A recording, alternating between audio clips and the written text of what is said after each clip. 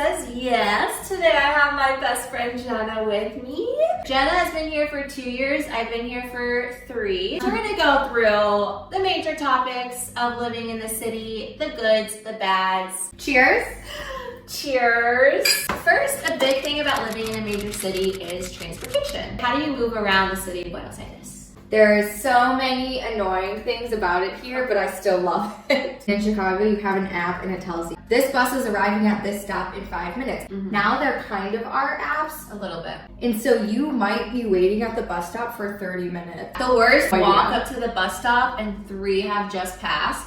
And you're like, okay, it could be 2 minutes. It could be 30 minutes. Yeah. No schedule. But it happens. No schedule. Yeah. Oh, this is a weird thing. When you get on the bus, you have to tell them where you're going to. A lot of times I kind of have no idea. Sometimes they'll tell you like, no, this bus isn't going there, which actually is nice because you think that you're on the right track and you're not. They also don't announce the stops. If you don't ask them to stop, they don't just automatically stop. You also have to flag the bus down. So just because you're standing at the bus stop doesn't mean the bus is gonna stop. True. You have to be in the middle of the street and flag that shit It's down. very aggressive. Like, I'm always like making sure that they see me. Finding apartments, easier or harder than the States? I feel like it's just as hard in the US. It's just as hard. There's no really centralized place to rent. Like, know someone or Facebook or like all these different outlets. Once you live here, it's easier. It's very difficult to rent an apartment in general because you have to have someone that will sign for you. It's called, you have to have a garantía, but that co-signer has to be someone who owns property. So when you're 25 or when we first moved here, you're like, I don't know any 25-year-olds that own property. Basically what ends up happening is you have to pay more and you can only sign a contract for a certain amount of time, and then every time that contract ends, you just have to keep paying more and more and more. What's your experience like with Argentine landlords? Positive, negative? Well, we had one of the same awful landlords. I've only lived in like a few places, 3 total in my 3 years, but I feel like they're always out to get your money. Like, you're like, this is a 10-year-old fridge, how can I be responsible for it breaking? I'm like, well, now you have to buy me a new fridge. Especially as like they know you're a foreigner renting, more than likely you're paying them in dollars. And they do whatever they can to take advantage of you. They have very strict rules. My second apartment I lived in, they were like, you can't have people spend the night. You can only have one friend over at a time. Like when we lived in the house, we weren't allowed to even just have friends over for dinner. I have to message him and ask him permission if it's okay for friends to come over. It's like worse than living with your parents almost. Yeah. In general, renting 100% is a negative. I do not have one positive thing to say about renting in Argentina. Yeah. So one of my favorite things here is just the convenience of everything. Like grocery shopping is like a big thing. So in the States, typically what people do is like you figure out what you're eating that week and you get what you need and you go back the next week. How would you describe your grocery shopping routine here? I would say in the US I had a routine. Yeah. And here, like, I have no routine. I plan out what I want for dinner that day. After work, I go to walk 1 block away to the fruit stand and veggie stand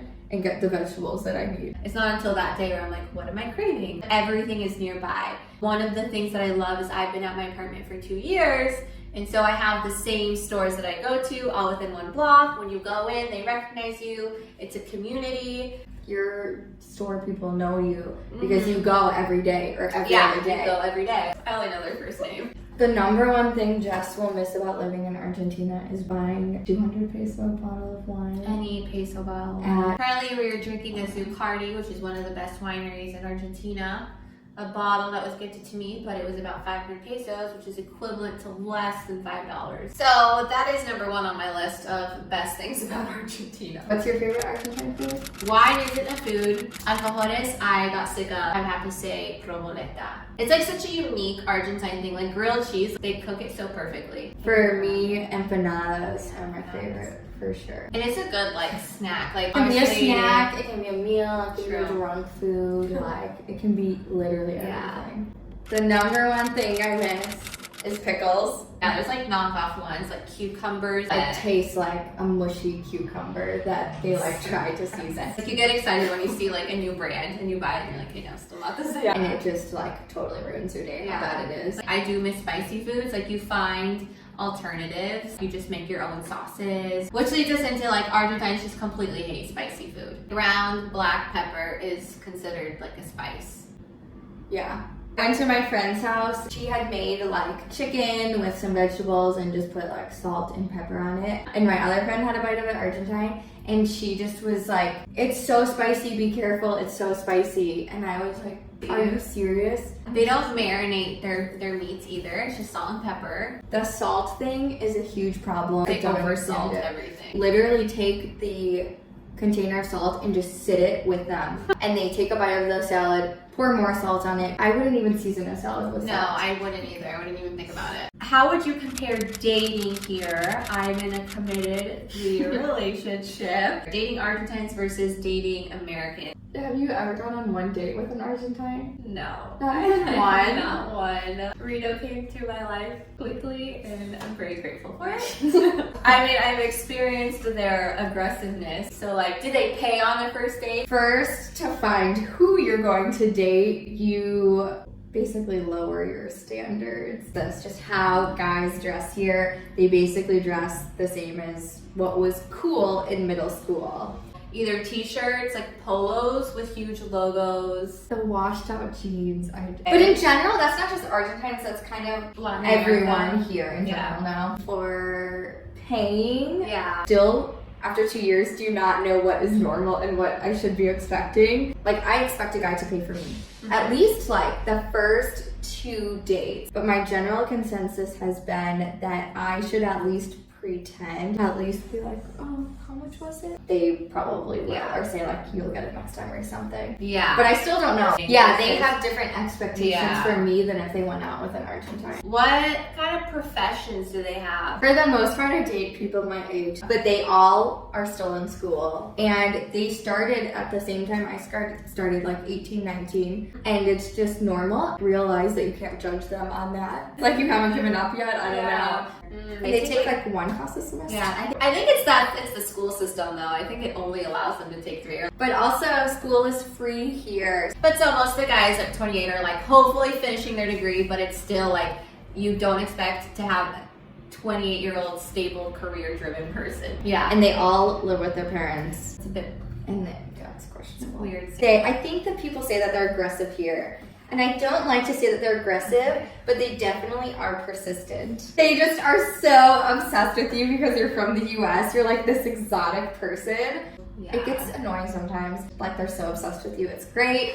It's now to a point that if they don't make out with you halfway through the date, It's I going think bad. something is weird. Yeah. These They're weird physical, passionate. things. Yeah. They try to make out with you in the first 20 That's minutes of what the I date. mean by aggressive, but persistent for sure. They- Sometimes they cross the line a People little take bit. it as aggressive, and I think it's just persistent. If I turn them down, it's very offensive to them. But they just are so emotional. So many times, guys have blocked my phone number, blocked me on Instagram, just because we'll have a great date. I'm like, "No, you can't walk me home." And they're like, "Wow, you're so mean." But to me, it's funny. I've never gone on a date and not made out with someone though. A weird thing that happens here when you walk out of your apartment in the morning is that the sidewalks are wet. People ask, what is the weirdest thing of Argentina? That is the number one thing that comes to my mind. Because the person that takes care of each apartment building wakes up early and washes down the sidewalks. Not just that the sidewalks are wet, they are actively washing the sidewalk as you're walking by.